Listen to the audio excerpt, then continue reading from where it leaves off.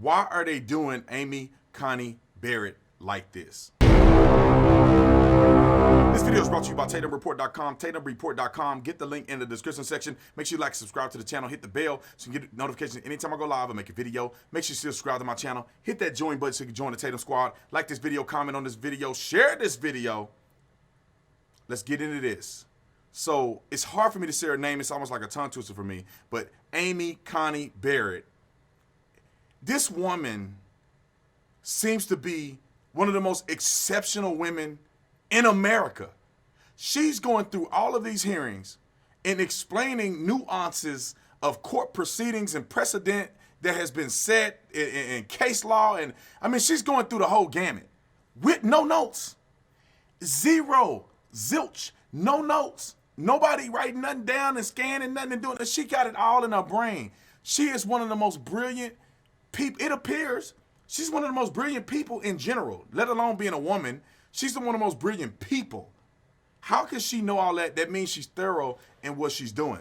Regardless of that, why are these people coming after her like that?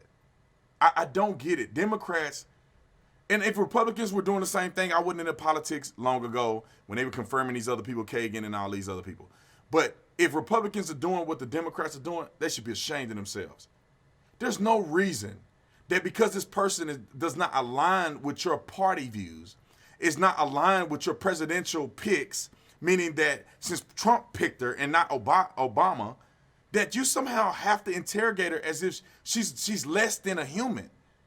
It bothers me to see them asking her, have you ever sexually assaulted somebody? Her kids are in the courtroom. What are you guys talking about?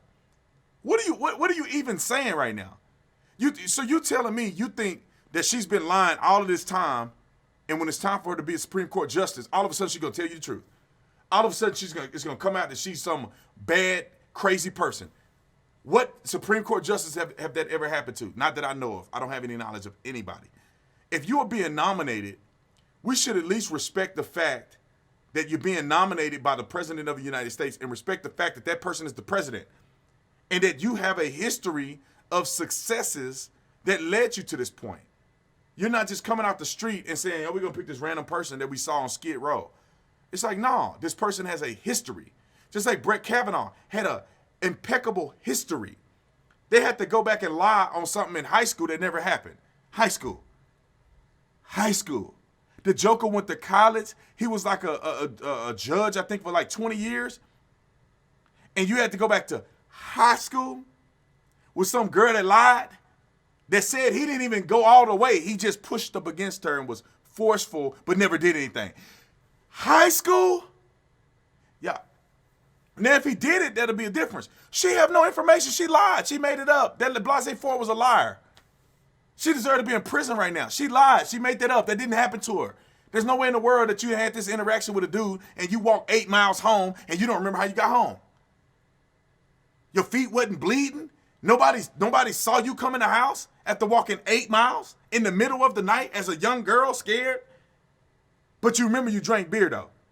But you don't remember nothing else. This ain't the days of Uber. She didn't Uber home. She was too young to have a phone. There was no phone. I don't think there were cell phones. She didn't taxi. She walked. And you telling me you don't remember that gruesome, terrifying walk for, I don't know, how long it take you to walk 8 miles? I guarantee it took you a few hours, especially if you're not navigating the highways or nothing like that. You're going back roads. And unless you know your way around, she didn't even know what house it was. How did she know how to get home? Dad, I almost said it. Lord, thank you for saving my mind. How did this lady even get a chance to get before people and say anything that's worth a dime? Anyway, back to Amy Barrett. This woman is impeccable. She has a great reputation. She's very intelligent. Treat her like a human, please.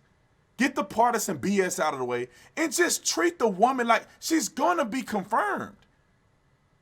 But they're using this as an opportunity with the viewership from people all over the country that are going to vote on November the 3rd. They're using this as an opportunity to push their agenda in front of an audience because Joe ain't going to do it. That fool got 2 or 3 rallies and nobody's showing up at him.